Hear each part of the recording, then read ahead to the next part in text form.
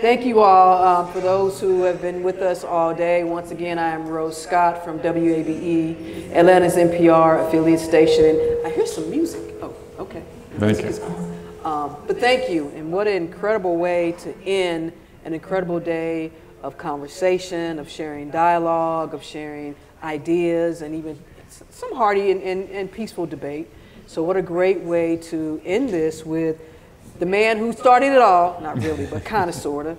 And you all know who he is. If you don't, this is Tom Gruber.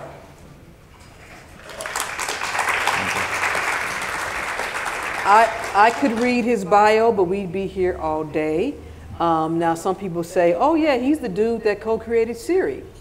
That was my nephew was excited about, but there's more to Tom than just that. We will have some time for questions and comments toward the end of the conversation. We ask that, if you are going to tweet, or whatever it's called, X, if you're going to X, I guess is what it is, or if you're going to share things that you hear, as a journalist, I ask that you just be fair and accurate and in full context. So welcome. Yeah, thank you. I went back and did my research, because that's what I'm supposed to do, and I was watching one of your TEDx and something that you said, and I wrote it down here because I wanted to get it right. And you said, quote, "The purpose of AI is to empower humans with machine intelligence, and as machines get smarter, we get smarter." Yeah, I think you said that about 6 years ago. Mm-hmm. How much truth is in that statement still?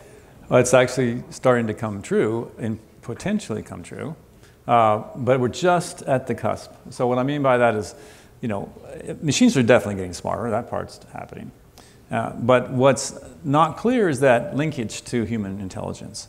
And that requires us to make some choices, right? So if we continue to follow the bubbles of social media and use this technology to addict ourselves to whatever we want to hear, we're not going to get smarter. But if we use this technology to, say, for instance, do a better job of educating ourselves, we're going to get smarter. Or augment ourselves. I mean, look, science is probably the greatest method for collective intelligence that's ever been created. And AI just made an amazing contribution to science in the last couple of years, something called AlphaFold, if you haven't heard about this. This is the thing that the machine can now solve a problem in biology, which is basically how to predict the structure of proteins from the DNA sequence that encodes them, the amino sequence. And this has been a bottleneck in biological research forever. And now you push a button and the computer solves the problem. And that's going to accelerate things all across the biological sciences. That's just the first one, but those things are changing every day. And that's going to make us smarter if we know how to use it. Let's back up a little bit, because I read where you were considered in the classical period of AI when you were, I think, in grad school at Stanford. So if that was the classical period, where are we now? Yeah, it's crazy. My professional AI career started in graduate school in 1980s. 1983, I wrote my first AI program in the classical sense. It was an expert system that helped people who couldn't speak, because they had ALS or cerebral palsy. It had a language model in it, as you heard about large language, a tiny language model, but it helped them speak with just using a switch or something. And that used the technology of symbolic AI and a knowledge bases. And then we did a series of them since then. And it turns out that there's things that those kinds of systems can do that the new systems still can't do. Mm-hmm. They can, for instance, explain why they give you the answer they give you. That's an important thing. Mm-hmm. And so right now we're actually seeing a case where the machine learning models have massively and just fantastic capabilities. But unless they can explain to us why they gave us the answer they do, or promise to us in some kind of a proof that it's the right answer, we really don't have what we need yet. So people are now looking at the combinations, hybrids of the sort of explicit representations of knowledge and this machine-learned numerical representation of knowledge. So then let's go back even further to maybe, I don't know, a 10-year-old Tom. What was that kid like? Well, I built a computer for junior high. Of course you did, Tom. But I didn't know how to build, well, I was lazy too. So I used a vacuum tube and a bunch of stuff and a soldering gun. And it turns out that I always liked user interfaces. And so I spent most of the time making a walnut veneer and made it look like a great piece of furniture, like a stereo. Like to me, that was the more important I got thing. you. So you were always in Radio Shack. I was a big Radio Shack guy, yeah. Now, y'all know what Radio Shack is. Please don't make me feel too old. You don't know what you know what Radio Shack is. You better know what it Radio only died Shack a few years ago, right? Yeah. Who doesn't know what Radio Shack is? Raise your hand. Okay. They don't want to know. I was a little nervous about that. But this was innate for you, this wanting to build and interface and see how we take these pieces and parts and adapt and apply them to. Did your parents understand that? Did they? Well, my father was an electrical engineer, and he worked at Texas Instruments. So he'd bring home these calculators. And so he'd always get the latest and greatest ones in. There was a time when the calculators did more than just arithmetic. They made that, crossed that barrier. And I remember him showing me one that, this is not a scripted question, but I love this question. It gives me on a roll here. It gave me the first glimpse of what computing is. Because the thing can compute a factorial. If you know, like from math, that's a really hard thing to compute, for us especially. It's like x times y, there's a bunch of multiplies. It would take 3 or 4 seconds. Yeah. And I went, wow, the thing is actually thinking for a little while. Yeah. And that was a part of the insight of like, you could actually have a computer that thinks. Because people didn't think computers thought back then. The idea that you would have artificial intelligence wasn't really in the mainstream mindset back then. So, we are in this space now because we've been having all these conversations, and a lot of the conversations today that I've heard have talked about, the partnership, the importance of the machine and the human interaction, Absolutely. the partnership. Is there some concerns you have in that area? Well, concerns and also excitement. I mean, it is clear the time that the human-computer collaboration is in the sweet spot right now. A lot of people are predicting there's going to be this sort of super intelligence, general purpose intelligence that will displace a lot of people's work. But if you look around, how's everyone already using the amazing, say, ChatGPT or something? Okay. Most of us are using it to make ourselves smarter already, right? Can I tell my nephew's story now, the ChatGPT? Okay, I told this story earlier. My nephew, Carl, is 19 or 20. He's going to break up with his girlfriend. They've been together since junior high, whatever. And I told him, I said, Carl, I want you to be respectful. We raised you to be respectful when you have this conversation with your girlfriend. I checked in with him. He says, yeah, Auntie, I went to ChatGPT and put in there how to break up with somebody respectfully, and I just followed what they told me to do. And I said, what? And my sister said, no, he rehearsed it, and he actually did pretty good. My nephew used ChatGPT to get instructions to have a respectful and peaceful. I know what you all are going to do. You're going to go and see. Yeah, because I went to OpenAI and I put it in there. I go, oh my God, damn, he did. If it asked Siri that question, I would have written, play Paul Simon's 50 Ways to Leave Your Lover. Be a much classier answer, right? But no, so that's where we are with using the human and the machine partnership. So you're optimistic, of course, but we have to also get into the concerns and the challenges. As a woman of color who works in a space where I'm constantly talking about disparities and inequities and outcomes and how they tend to impact different communities based on, it could be socioeconomic, what have you. AI is in the middle of that right now in terms of being good and being challenging. We talk about facial recognition. So where do you see this, Tom? Well, there's two pieces of that. One is the big picture is capital is winning over labor. So in the big picture, we're going to have inequality now. It's going to get way worse because capital will pay for labor in the future if you can automate labor. See that those people who own the models and own the technology will just hire more technology and they'll not hire more people. So this is a real problem for human labor inequity. Okay. But specifically in terms of, let's say, for instance, balances and biases and so on. And there's a lot of issues here where the old version of AI, which was not so many, like 5 years old, like just basically up until now, classification-based AI. Let's say you wanted to diagnose someone or recognize their face or something. You would take a bunch of data of the sample of the phenomenon you're trying to do, and then it would make a model and predict or classify. And of course, it's very sensitive to biases. So when you don't have the right number of people or the right kinds of representative sample, you're going to get bad answers. Right. And the problem even then was we don't really know how to reach in the model and find out, hey, why'd you give me that answer? Did you consider racial, for instance? It's really hard to ask these neural nets to explain themselves to have that thing. Now in the new one, they're even more difficult to understand, like new large language models, because most of the companies that are building them don't tell us what they're training them on. Mm-hmm. So we really have no idea whether it's, whether the books that you think are relevant or anything are in there at all. And the only thing that we know is that it's sort of articulate English. At least it's not like gibberish. They're not taking a bunch of like crazy comments in YouTube and using that to train it. But it's not clear what the biases are. It's a new thing now. What does it mean to be biased? I think of these new models as kind of like a graduate student, like a PhD student or something, that level of general intelligence, who has read 1 million lifetimes of literature. Mm-hmm. Would that person be biased? Because they've read all that? I don't know.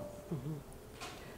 But also, too, then for someone who is totally just not into this space, but as a journalist, so I'm going to come out asking this question, well, it seems to me then there's an issue or there are challenges at the front end in terms of diversity, and not just diversity in terms of gender or ethnicity, but diversity in terms of ideology and thought processes that usually come from our lived experiences, maybe our academic background.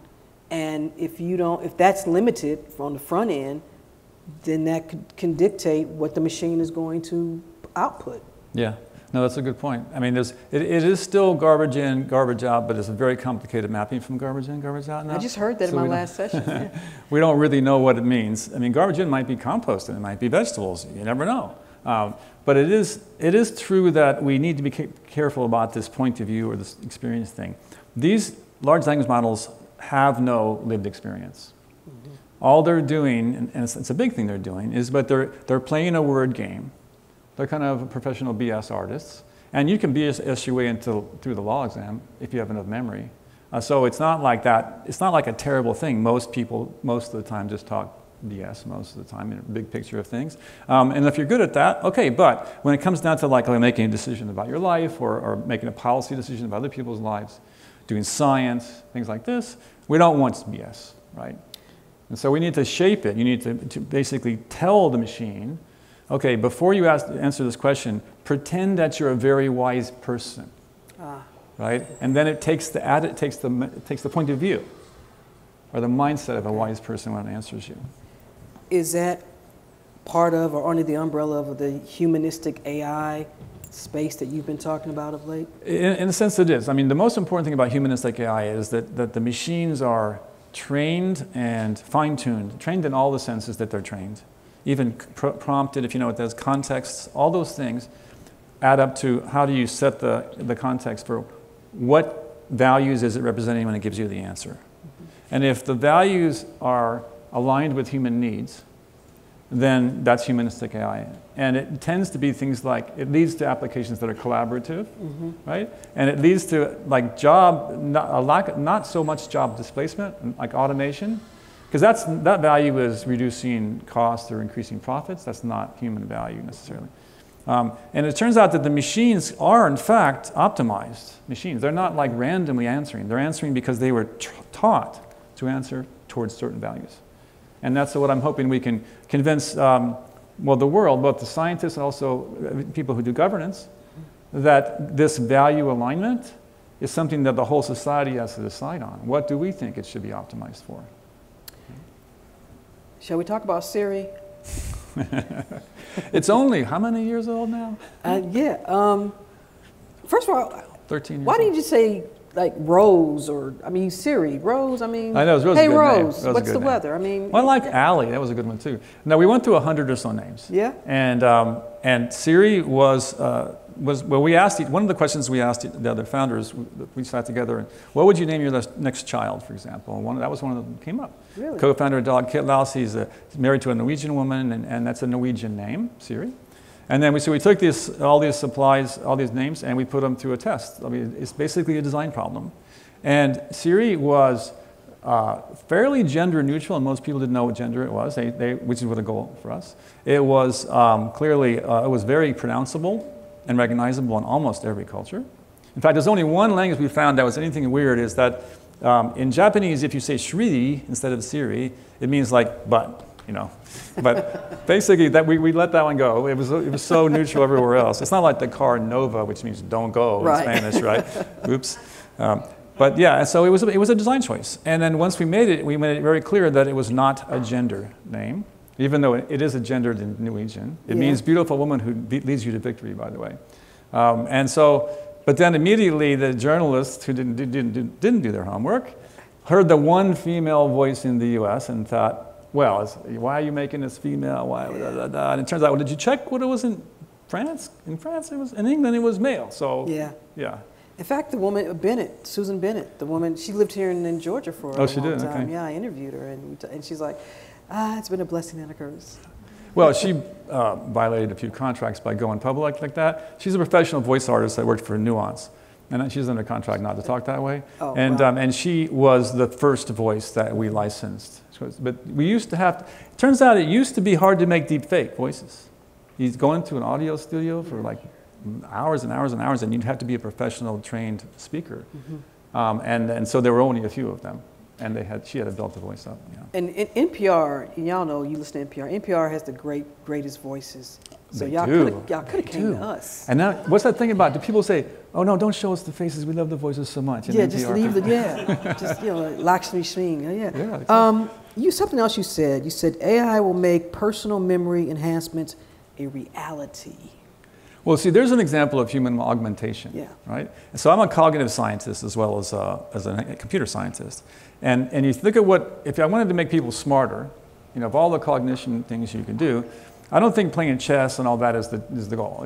Like basic foundational intelligence requires memory retrieval and social modeling and a few other, and speak and language skills. Mm-hmm. So I looked at what would be the most important application it could say that, and on a TED stage, I couldn't talk about my actual work at Apple because it was all secret. Mm-hmm. So I talked about the sort of philosophy, and I projected an idea that I think someone will build, and which is essentially that a way of augmenting your own intelligence by augmenting your memory without sticking a chip in your brain, right? Mm-hmm. By just watching everything that you read and listen to and pay attention to, watch on a video, every communication you have, like what a real awesome personal experience assistant would do. And then just giving that database available to you on your voice at the tip of your fingers. And that's going to happen really soon now because the language interface part is now solved. We can now have a fully intelligent conversational agent. Yeah. The only thing that's not solved is the privacy problem. How do you, in fact, mediate everything that you ever read or see without, and you don't want Facebook doing that, right? So how do you do that? You don't want the Chinese government doing that. So that problem hasn't been solved, but again, the solution there isn't technical, it's social-political. Which is a good segue into governance, because you mentioned that earlier, because Congress right now, well, whatever they're doing, but they're trying to figure out now, how do we begin to regulate this whole industry, this whole space? And if you're going to talk about regulation, who gets to set that up? Mm-hmm. Who's going to be on the tribunal? And if there is some type of violation or some type of issue, what is the probe or the investigation that leads to, I guess, a sentence? So where do you begin? First of all, are you for some type of regulation? I and every single other AI expert that I know are extremely in favor of regulation. Okay. There's even the sort of most neoliberal of the group are still like Elon Musk. Okay, he believes talking about Elon Musk, and even him is like, we better get on with this. And the reason is that this is a technology like nuclear weapons, like bioweapons, like biological, like CRISPR and so on, that you just don't want ever in everyone's hands. It's just too powerful. And but there's already perfectly sensible legal frameworks for dealing a lot with. For example, do you want the next election to allow willy-nilly to any media to impersonate any person with no consequence? Right. Show them. That should be illegal. It's called fraud in many contexts, right? And misinformation and propaganda. There used to be, when we thought of the public airways as a public good, as a commons, we had truth in advertising on the airwaves. And we threw that out with Section 230, as you know, for the internet, but we can bring it back for AI. and say, you're not allowed to lie professionally, commercially, using this technology. Right. Because it is a superpower for BS. It's not just okay. It'll Right. sell you a car even if you already own a plane. It's so good. But what is the governing body? What does that look like? Should it come from the feds, and then, or do you allow each state? It's going to be impossible to do at state Yeah. level. The strongest argument is for international, like the International Atomic Energy Commission. Another good model is like the Federal Drug Administration, a FDA. NATO version for AI? Well, there'll probably be agency of some kind, and there'll be national versions too. Right. It could start with like CERN, for instance, does nuclear research, in Europe, and they're kind of the leader, and that everyone kind of works with them, or the Atomic Agency itself for regulatory for non-proliferation. You could have there's treaties in place, there's perfectly good frameworks. Or it could be like the FDA, where you first have one first mover like the US and says, we're going to make an agency full of experts that know how to regulate this thing. In the case of FDA, it's prescription drugs, right?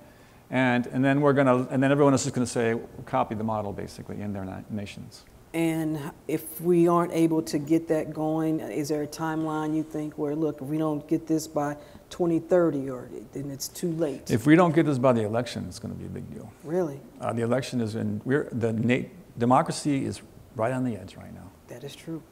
Yeah. Should AI help me as a journalist, or should it replace me? Oh my goodness.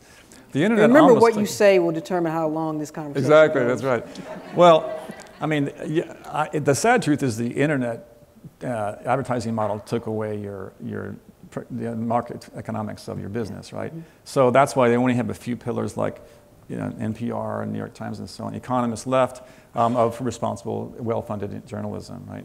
And AI should be able to be used for that. It didn't even take AI to, look what happened with the first contact with AI, which is social media. It took away, most people feed at the trough of social media instead of listening to the news. So what happens if we amplify the ability of AI to pretend to communicate information? For example, if you have your little buddy, your little assistant that knows all about you, and you've had this weeks-long conversation with them, and the little buddy says, the earth is flat, you're going to believe the earth is flat. If it isn't already good enough to convince you, it'll figure out a way. So this is the threat to journalism, is just like the same threat of advertising-based social media. Again, that's only because of legal neglect, we allowed that to happen. We don't have to let that happen again. I told someone earlier to question me and said, how am I able to determine what's right and what's wrong, not in terms of political ideology, but, what is truth and what's not. And I also said, if you're a consumer of news, the onus is on you too. You can fact check NPR, CNN, or any other outlet, but if Uncle Bob is your source of news, and Uncle Bob sometimes be out there, then you might want to, check out some other, I'm just saying, check out some other outlets. It's for me as a journalist, because I worry about the next crop of journalists relying too much on AI, not doing the work, not going to a dusty, library and looking in boxes to do research. That's what I worry about. Well, I'm hoping that this will be like you can have an army of 100 assistants working for you, research assistants. That should level the playing field for good journalism. They can't crawl around dusty boxes, but they can do anything that's online, right? I'm hoping. There's also a bunch of good intended people who are working on sort of adversarial fact-checking the war of, like the misinformation versus thing. And so an AI that can recognize how to persuade you of something can also recognize that you're being manipulated. And so there's a really good opportunity now for us to fine-tune models on behalf of the learner, right? And here's a way of thinking about it. If you science fiction fans, Isaac Asimov has this laws of robotics, and the first one is, robots shall not do anything that hurts humans. And he wrote a whole bunch of books, Asimov, about how hard a problem that is to solve, but it is actually the kind of problem that we ought to be giving to the AI models today. Predict from what you're placing in front of the human being, its impact on their mental health, on their likelihood to get out of their chair and get outside and not be addicted. These are values that are not optimized by social media, but that could be optimized by the new AI. When it comes to social and political action that is needed to solve issues, poverty, You know, we've been, every time I hear someone say it takes a holistic approach. But is there any aspect of AI, in any aspect of our daily lives that you feel like we really don't need AI? Or is there an aspect that you feel like we need to probably implement more? Well, there's a great shortage of human labor in things like skilled home healthcare, right? Despite advances, robotics is not moving as fast as symbolic AI, as language models, for example. And it's going to be a long time before you can trust a robot to pick up grandma. They're going to get there eventually, I hope. I hope, because there's a terrible shortage. So there's a ton of jobs that involve people physically being in the streets. Like I came from Maui, the island of Maui, where we had that terrible fire. And now they have 6,000 people who have no homes. They're not going to get homes anytime soon because there's not enough construction workers in Maui. And it's going to be hard to get enough of them out there, right? So there's human labor of that sort. It's just, right? The funny thing is, it's less valued in terms of income than the knowledge workers whose jobs are going to get changed. So you never know. Maybe there'll be a little shift. The economy might change. So we're going to give those construction workers a little bit more now because they're more scarce and valuable. You also said that we are in the middle of a renaissance in AI right now. Yeah. This is where we are. We are right in the middle. And it's renaissance in many that's an interesting word, because the one thing that's true about the large language model AI, the ChatGPT or GBT models, is that they're actually surprisingly useful across a whole bunch of domains that nobody predicted. Nobody intended it that way. They thought they were just going to do machine translation at the beginning. It's being used by scientists to do data analysis. It's being used all over the place. So that's kind of like renaissance. We have a new way we can harness this computing power to augment our brains, both individually and collectively. And I think that's the real promise of humanistic AI. Before we get to some questions, there was a piece on Marketplace, I think in January, that talked about, are we in this place with technology and innovation where we're slowing? Like we've done all that we can do, and now we're in this sort of standstill. There was a report that came out of, it was in the Nature. I'm not making it up, it was January of this year. We're talking about the technology being the AI technology? Or just in general? Yeah, and I'm just curious on your thoughts on that. I don't think we're slowing down, actually. I think there's a brand new book out by Mustafa Suleyman, who is the co-founder of DeepMind, which was Google's big deep AI company, and now he has Inflection AI as his new company. So he's one of the smartest guys on earth about the modern AI. And in this new book called The Coming Wave, he shows really compellingly how technology is actually, it is in fact becoming, the second derivative is up. It's going faster, it's changing faster than ever have. And that the only solution is to, as fast as possible, develop containment policies. And he means, and of course AI, but also the kind of CRISPR type bioengineering, synthetic biology in general. A few other things like quantum computing, if it catches on, it will undermine the whole cryptology base for all of our online finance, for example. So these things, if they're not controlled carefully, because they're exponential, are very, very dangerous. And so I think technology is speeding up. Now, what's funny thing is, one technology that was never speeding up fast enough was software engineering. Really? Programming. I used to be a programmer. I used to love it, but it's kind of tedious, you know, all this silly stuff, and you type and it doesn't work, and you try again, and you can compile. I mean, it's silly. If an alien came down and said, what are you people doing? You type and nothing happens, and then 8 years later, and a bunch of pizza and stuff, you're finally done.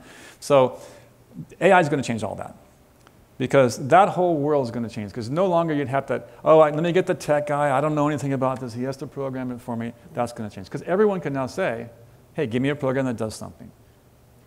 It's going to be cool. And scary, Tom.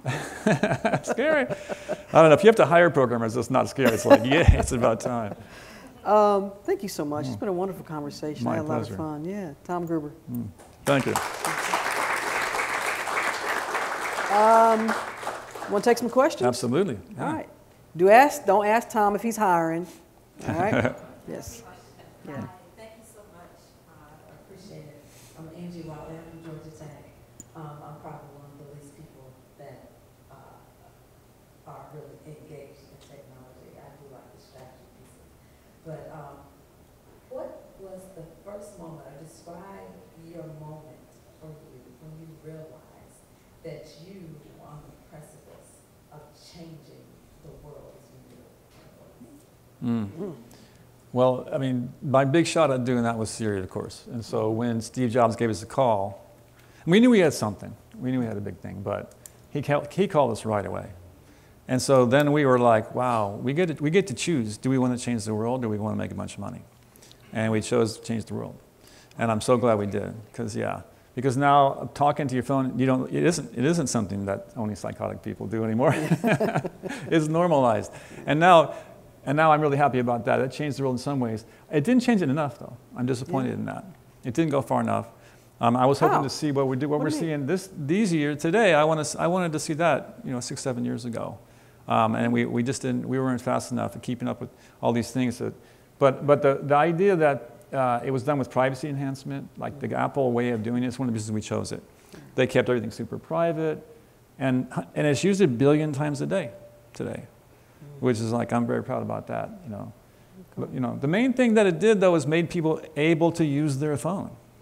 Right? It's not like it was better than Google search or something. It was just like, you can't do that on a little thing. It's better to talk to it. Right?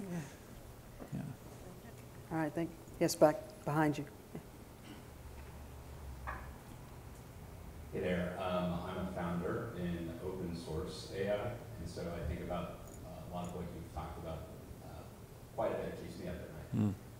So I'm curious about your perspectives on the balance between control, safety, and freedom and democracy and accessibility to this technology. Yeah, and that's a really good topic these days. It's a hard topic. The reason why machine learning got as good as it did, as fast as it did, is because it had hyper science. It basically had a super open source models, open source everything, papers that were published frequently. It basically was all the good stuff about science just times 10. And they turn the crank a bunch, and you see this amazing progress. We've now reached the point, though, however, we've got a technology that if you let a lot of people have it, like I'm talking about large language models, the kind that take, I don't know, $100 million to build, okay? If you give that to everybody, that's not open source science, that's neglect.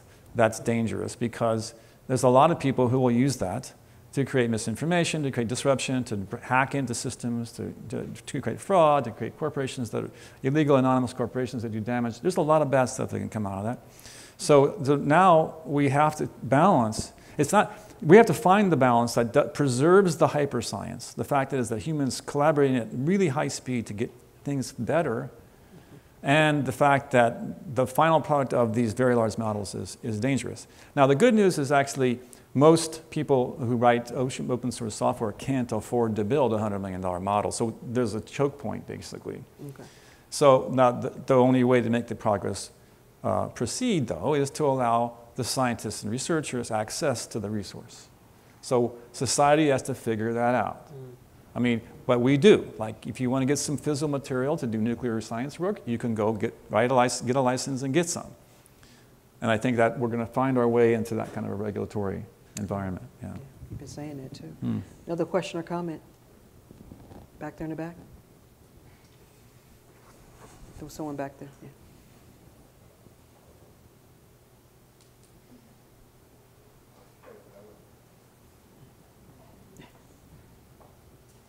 You made an interesting point earlier about the fact that we already have precedent around like fraud, where we worry about AI maybe impersonating, but we have some structure for those kinds of situations. But the rate at which it can happen is, of course, maybe going to accelerate. So how do you think about enforcement and the executive part of preventing those kinds of things in a world where it can happen at a scale that's much greater than it does today? Yeah, no, it's a good problem. We have to solve it. We will solve it, I hope, in some ways. The U.S. government has been listening for the last month or two, so there's progress. The EU government has been listening for about 6, 7 months, so they've been listening and changing things. They'll, both at the EU level and the UN level and the US level, are going to have to do things. They're going to have to put laws in place, a lot faster than they're used to doing. It's just going to, if they don't, we're going to miss it. We're going to miss the window. Now, in terms of how do you enforce a thing like this? Well, the main thing you do is you don't make people make money by doing it. It says, well, we still have to make money in a society that has laws. Yeah. We still have property, and there's other, even people who have a lot of money believe in some laws, like property protection laws. So you have to have that. And if you stop the people who can make money, then you actually, you don't catch everybody, but you actually put a big damper on the bad stuff that can happen. Yeah. Good. Any other questions or comments? Oh, over here.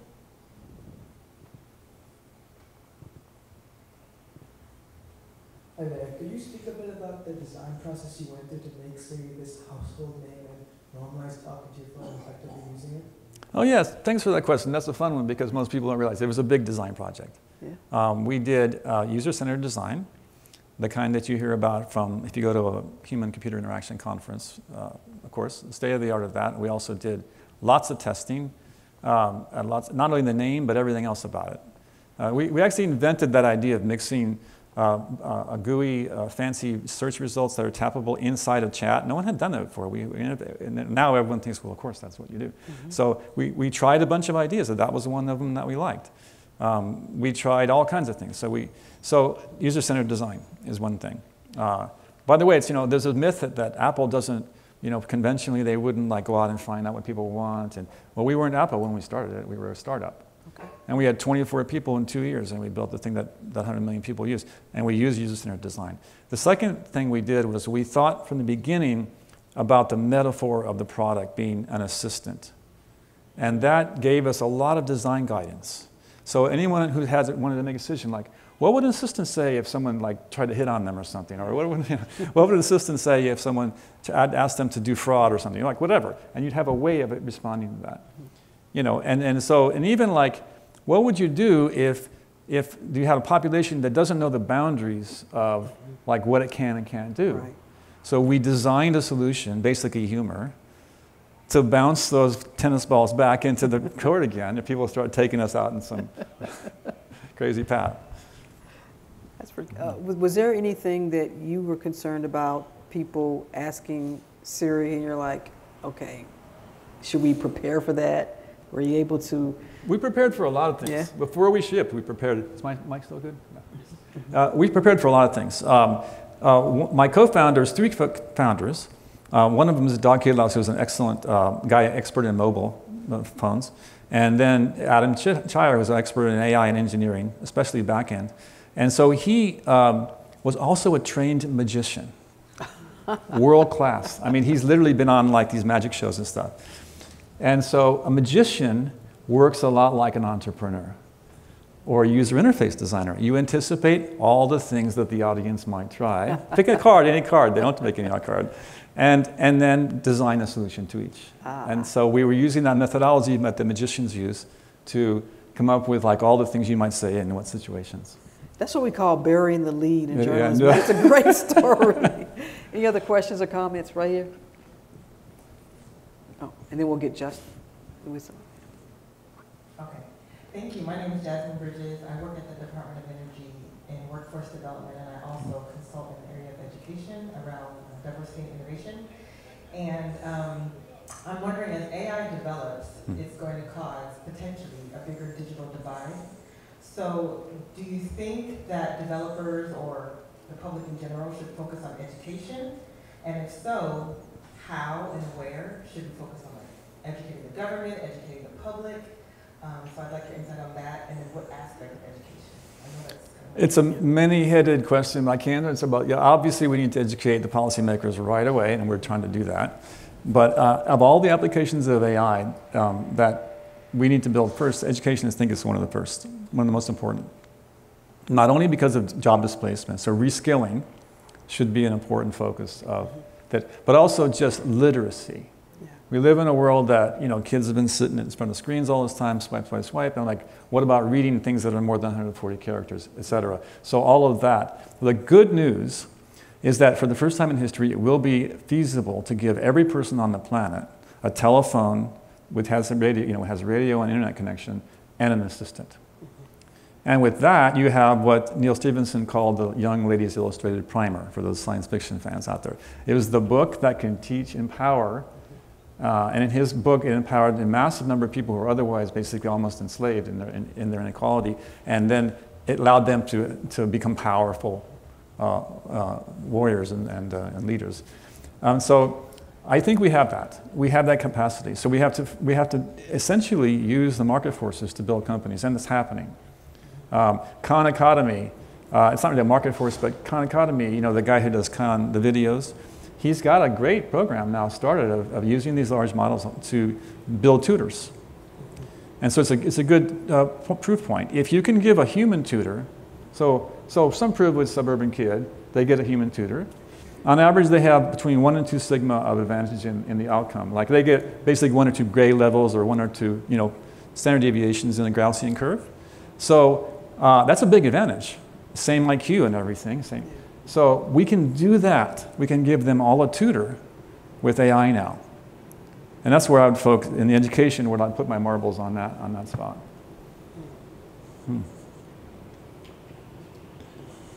Hi, I'm Gruber. I'm a software engineer at BlackRock currently. And you spoke a little bit about your precedence moment with Siri, how you know it's going to impact a lot of lives in a positive way. I'm curious to your current venture with humanistic AI. What is your goal, or what do you see humanistic AI achieving in the next 5 to 10 years? And how will you guys differentiate from OpenAI or Anthropic and some of the modern companies? Oh yeah, so my humanistic AI is my consultancy, and it's really not a company on the par of, say, an OpenAI or something. It's not building a product. What I do is I advise other companies, and I have kind of like an investor, like, you know, a VC has an investment portfolio. I have a portfolio of impact, so I pick companies that I can have impact through, and we do a lot of different things. From, for example, remember the 1983 thing I told you about that helps people speak? Well, we have a new version of that now you can read your brain. So if you're really bad off in ALS, of course, look at your eyes and everything else and help you speak. So that's an example. It takes AI and nice design and so on to solve a problem. I have a music company, we were talking before, that does use generative technology to help actual composers and musicians make more music for themselves to sell or to give away in their name, rather than swiping over the whole world of recorded music and building a model and selling off, you know, generative pieces of that.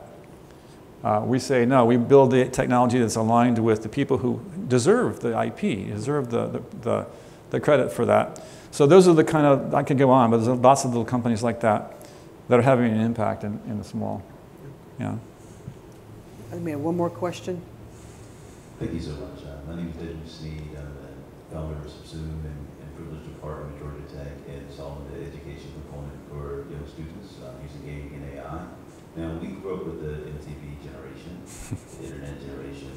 So I'm curious to your thought about the new generation of AI, where we have now a global youth movement, particularly in emerging countries, that AI is going to be from cradle to career and beyond. What's your outlook of how AI will affect the youth? Well, the first thing is everyone gets to have a great voice like yours. On the internet, everyone doesn't know that you're not him. That's a great voice. Yeah. A job for you, brother. Yeah, I mean, it's going to change everything. Again, you know, if you're going to stick the iPad in front of the kid, what is it going to do, right? And we have to decide that. It's not just going to. The technology doesn't do the thing on its own. We decide how we use it. So, education, self-awareness, education, all kinds of emotional development, even theory of mind self-awareness. We know a lot about how brains develop over time. Well, we can give them essentially tutoring, assistance at all levels of child development, all the way through. And then all the way to adulthood, we're going to have a new kind of knowledge worker who knows how to use his or her army of assistants to help them do their job rather than doing that grunt work themselves.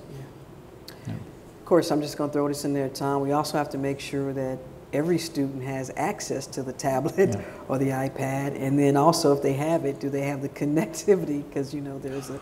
So I know you can't solve that yet, but, you know, if you could work on it. No, I mean, a phone and internet in everyone's house. There's 7 billion people that need one of those. We're about halfway there right now. So, last call. All right, Tom, it's been a pleasure, man. It's been really cool. This is fantastic. Thank you very much. Thank you. All right.